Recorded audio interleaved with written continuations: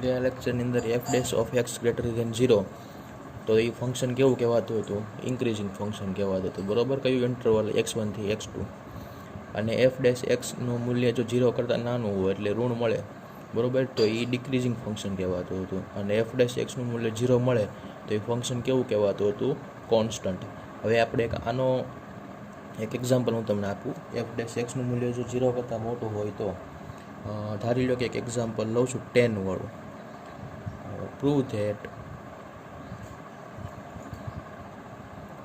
that tan inverse r2 -π/2 થી π/2 આપણો interval લેવાનો, close interval, is increasing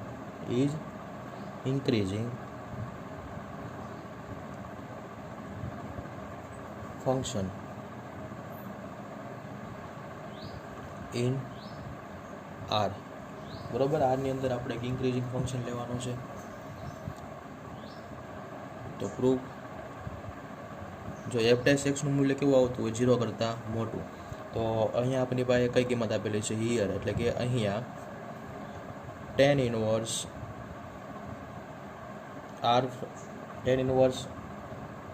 from r to -π/2 થી π/2 નો ઇન્ટરવલ છે. ધારો કે f of x is equal two આપણને આપેલા છે f of x is equal two tan inverse x, બરોબર. પણ જ્યાં x belongs to real number r. હવે માની લો હું f ડેશ ઓફ x મેળવું તો આનું વિકલન શું થાય? 1/1 + x² થશે, બરોબર, જે 0 કરતાં મોટો આવે. વેર x બિલોંગ્સ ટુ r લેવાની, રિયલ નંબર. હવે જુઓ, અહીંયા તમે કોઈ પણ x1 x2 કોઈ પણ કિંમત લો, એની કિંમત કેમાંથી લેવાની છે? આપણે રિયલ નંબર r માંથી. ધારો કે મેં કોઈ પણ એક સંખ્યા લીધી x1 અને x2, એ શેમાંથી આપણે લેવાની છે? r માંથી. તો x2 મોટા હોય અને x1 નાનો હોય, અને જો આપણે એનું ફંક્શન વિધેયમાં લખીએ અને એ પણ કેવું આવતું હોય? f of x greater than f of x1, બરોબર. તો આ જે ફંક્શન આપણને મળશે ને, બરોબર, આ જે ફંક્શન છે તે કયું ફંક્શન કહેવાય? ઇન્ક્રીઝિંગ, બરોબર. તો લખાય ફંક્શન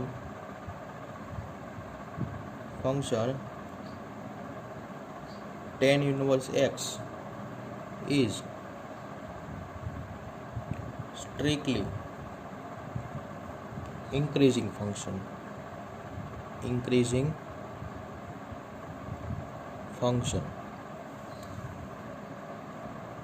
ત્યારબાદ એક બીજું એક્ઝામ્પલ આપણે લઈએ કોસેકનું. માની લો કે prove that cosec inverse from 1 to infinity થી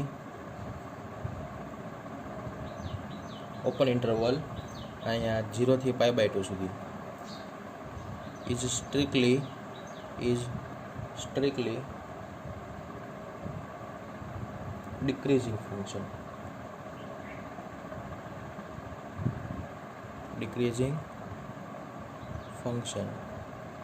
જો tan જે છે -π/2 થી π/2 માં કેવો છે? વધતું વિધેય છે, એટલે ઇન્ક્રીઝિંગ. હવે કોસેક જે છે એ 0 થી π/2 માં કેવું છે?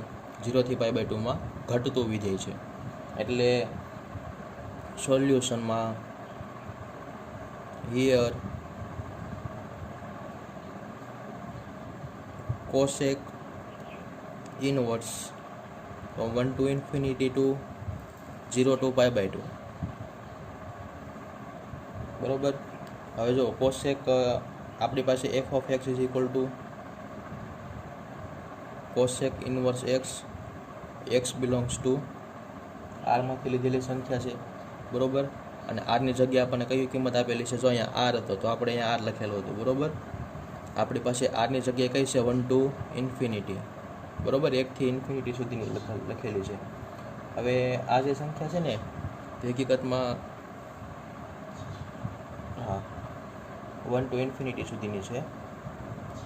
તો x1 અને x2 કોઈ પણ મેં કિંમત લીધેલી છે, એ શેમાંથી લીધી? 1 થી ઇન્ફિનિટીમાં કોઈ પણ કિંમત તમે લઈ શકો.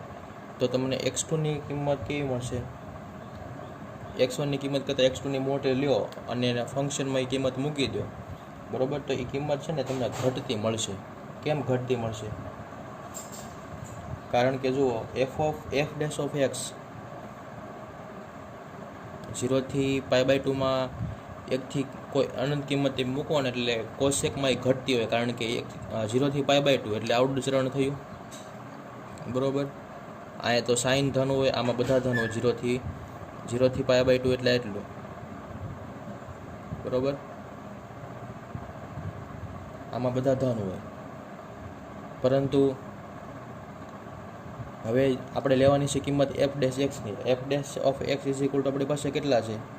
1/-(-x √x² - 1). હવે જો આની કિંમત કેવી આવી? 0 કરતાં કેવી આવી? નાની. કારણ કે જો આ એક્સની કિંમત કોઈ પણ લખીએ, આ ઋણ નિશાની છે એટલે સંખ્યા કેવી મળશે આપણને? ઋણ. Where for all x belongs to 1 to infinity, બરાબર છે. એટલે આજે આપણે ફંક્શન છે તે કેવું છે? સ્ટ્રિક્ટલી ડિક્રીઝિંગ ફંક્શન છે. ત્યારબાદ એક બીજું example. Prove that the function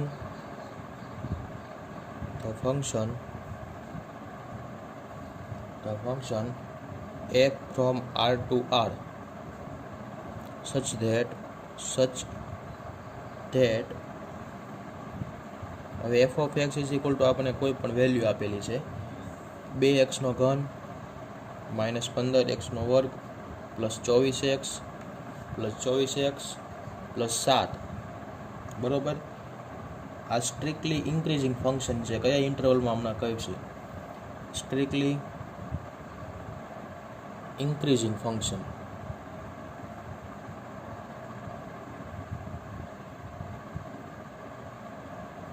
Strictly increasing function in interval -∞ to 1 and 4 to infinity and strictly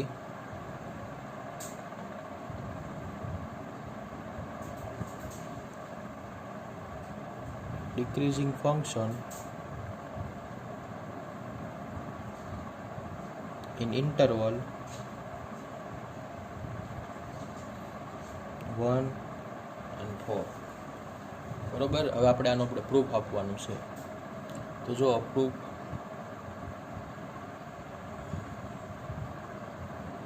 f of x is equal two આપણને શું આપેલું છે? હિયર અહીંયા f of x is equal two 2x³ -15x² +24x + 7. હવે જોવાનું f dash x મેળવવું એટલે વિકલન કરવું. અહીંયા કેટલા થશે? 6x² -30x + 24, બરાબર છે. હવે આના અવયવ પાડું, 6 કોમન કાઢી નાખવું એટલે કેટલા આવશે? x² -5x + 4. ઓકે. હવે જો આ 6 ના 6, આના હું અવયવ પાડું તો કેટલા પડશે? x - 1 અને બાકીનાને x - 4, બે અવયવ પડ્યા. હવે જો આ બંને અવયવ જે છે એની કિંમત આપણને કેવી મળશે? x બરાબર 1 અને x બરાબર 4, એટલે કે 0 કરતાં મોટી મળે છે. એટલે લખી શકાય f ડેશ એક્સનું મૂલ્ય જે છે 0 કરતાં મોટું મળે છે, બરાબર. તો 6x - 1 x - 4 > 0, x - 1 નું મૂલ્ય 0 કરતાં મોટું મળે છે. એવી જ રીતે x - 4 નું પણ 0 કરતાં મોટું મળે છે. એટલે આને અથવા તો આને આ રીતે પણ લખી શકાય કે x - 1 < 0 લખી શકાય, અથવા તો x - 1 < 0, x - 4 < 0, તો પણ કિંમત એક જ આવશે, x > 1 અને x > 4. અથવા તો આપણે અહીંયા લખવું હોય તો x < 1 and x < 4, બરાબર છે. તો જુઓ એક્સની કિંમત જે છે બરાબર, એક્સની કિંમત જે છે તે 4 કરતાં મોટી અથવા x greater than x less than 1 બરાબર, આ રીતે લખી શકાય. તો હવે જો આપણે ભાગ બીજી રીતે દર્શાવીએ તો કઈ રીતે થશે? એક્સ બિલોંગ્સ ટુ માઇનસ ઇન્ફિનિટીથી 1 સુધી લેવી બરાબર, અને 4 થી ઇન્ફિનિટી. એનો મતલબ એવો થયો કે 1 થી 4 એટલે કે 1 થી અને 4 ની વચ્ચે ગેપ પડે છે બરાબર. એ 1 થી 4 વચ્ચે જે ગેપ પડે ને એ રકમ આપણને આપેલું હતું. 1 અને 4નો જે ઇન્ટરવલ છે તે કેવો છે? સ્ટ્રિક્ટલી ડિક્રીઝિંગ. બાકીના જે ઇન્ટરવલ છે તે કેવા છે? ઇન્ક્રીઝિંગ છે બરાબર. તો આ જે આપણને બે જે કિંમત મળી 1 થી 4, 1 કરતાં મોટી, 1 કરતાં નાની અને 4 કરતાં મોટી બરાબર, એ જે કિંમત મળી ને તે આપણી ફંક્શનની જે કિંમત મળી તે કેવી હશે? સ્ટ્રિક્ટલી ઇન્ક્રીઝિંગ હશે. તો અહીં લખી શકાય the function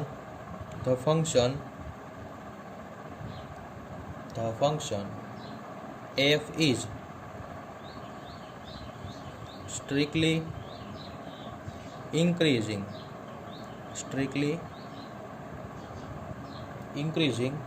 in interval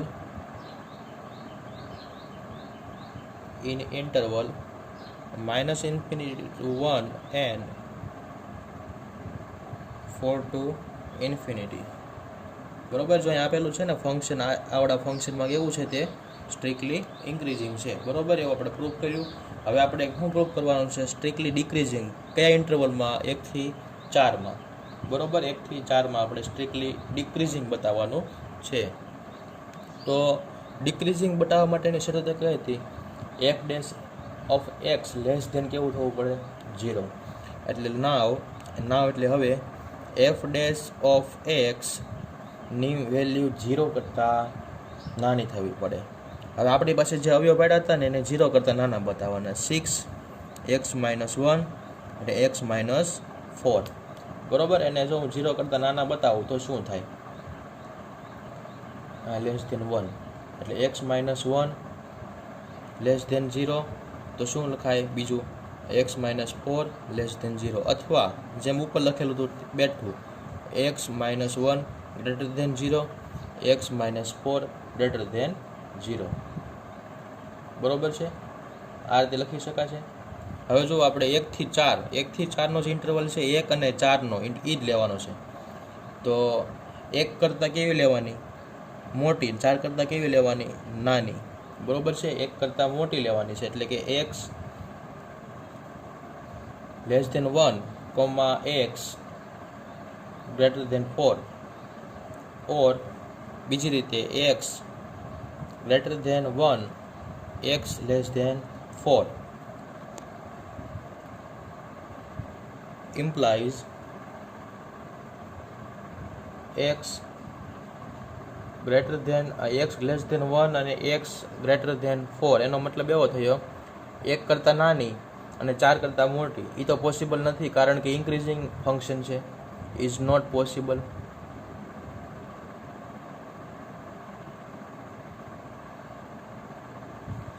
x greater than 1 અને x લેસ ધેન 4 બરોબર. તો આ જે છે તે ડિક્રીઝિંગ છે બરોબર. ડિક્રીઝિંગ એટલે કે માઇનસમાં તેની વેલ્યુ આવતી હશે. એટલે ધ ફંક્શન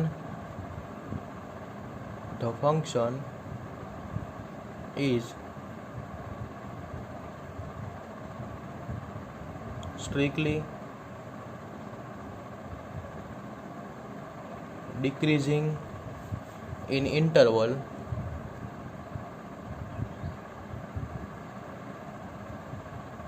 (1 to 4). હવે જો 1 થી 4 માં તમે કોઈ પણ આપણી રકમ હતી કઈ હતી? તો કે f ઓફ x ની બરોબર. અહીંયા આપણો સમ પૂરો થાય છે. f ઓફ x બરાબર આપણી પાસે હતી 2x³ minus 15x² plus 24x plus 7 બરોબર. હવે આની જે કિંમત હતી આ કિંમતની અંદર તમે કોઈ પણ વેલ્યુ મૂકો બરોબર છે, અને આ વેલ્યુ જો તમારે 1 થી 4 ની વચ્ચે મૂકો અને જવાબ 1 થી 4 ની વચ્ચેનો કોઈ પણ તમે ઇન્ટરવલ લ્યો એટલે આનો f ડેશ x મેળવીને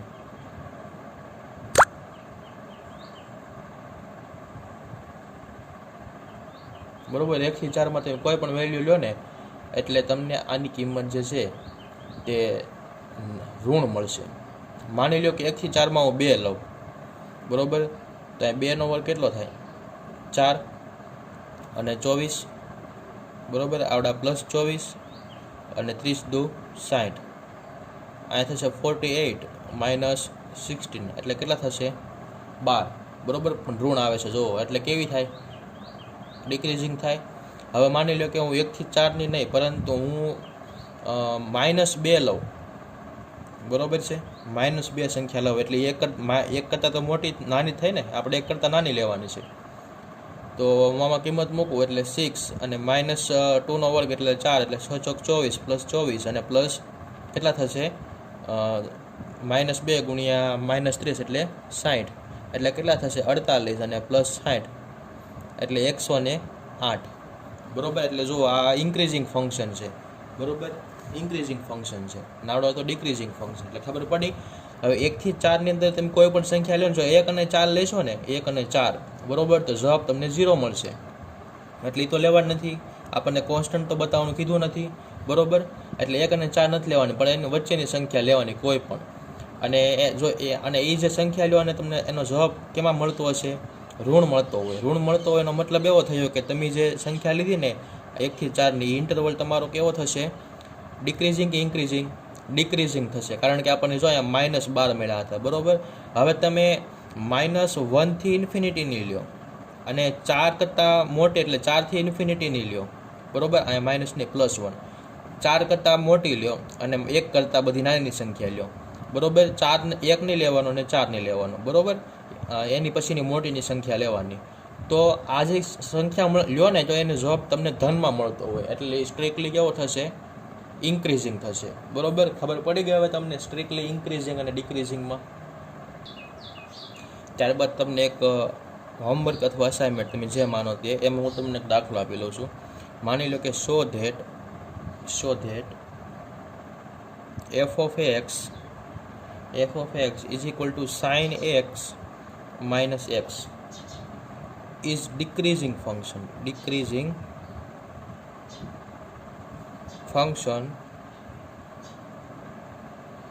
in interval 0 to π/2.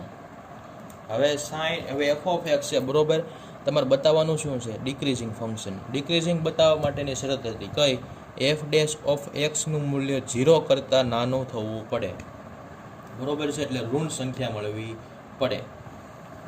હવે જુઓ f dash of x is equal two sin x minus x નું વિકલન કરો એટલે -cos x અને -1, બરોબર. હવે એમાં તમારે 0 થી π/2 નો ઇન્ટરવલ મૂકવાનો છે, જ્યાં x હોય ત્યાં 0 થી π/2 નો કોઈ પણ સંખ્યા તમારે મૂકવાની આવશે. જો 0 થી π/2 ની તમે કોઈ પણ સંખ્યા મૂકો અને એ તમને કેવી મળશે ઋણ મળશે, ઋણ જ મળશે, બરોબર, એટલે ડિક્રીઝિંગ ફંક્શન છે એવું તમારે સાબિત કરવાનું છે. બાકીનું આપણે જે દાખલા છે, બરોબર, સહેલા જ છે, તે આપણે એના નેક્સ્ટ લેક્ચરમાં આપણે એની ચર્ચા કરીશું. અને આવતા લેક્ચરની અંદર લગભગ આપણે આ ટોપિકના જે દાખલા છે 8 થી 9 દાખલા છે, બરોબર, તે આપણે બધા કમ્પ્લીટ કરી નાખશું. ત્યારબાદ આપણે પોઈન્ટ ઓફ ઇન્ફ્લેક્શન અને કોનકેવ અપવર્ડ અને કોનકેવ ડાઉનવર્ડ અને કોનકેવ જે કોન્વેક્સ અપવર્ડ ને કોન્વેક્સ ડાઉનવર્ડ, બરોબર, તેની થિયરીની આપણે ઇન્ટ્રોડક્શન આપીશું અને સાથે એનો જે થિયરી છે તે પણ આપણે સમજાવી દઈશું અને એને લગતા દાખલા, બરોબર, એની પછીના લેક્ચરમાં જોઈશું. એટલે આવતીકાલે ટૂંકમાં એક્ઝામ્પલ અને આવતીકાલે એટલે કે નેક્સ્ટ લેક્ચરમાં એને એક્ઝામ્પલ અને જે થોડી થિયરી મેં તમને કીધી પોઈન્ટ ઓફ ઇન્ફ્લેક્શન અને કોનકેવ અપવર્ડ ડાઉનવર્ડ અને કોન્વેક્સ અપવર્ડ ડાઉનવર્ડની આપણે ચર્ચા કરવાના છે.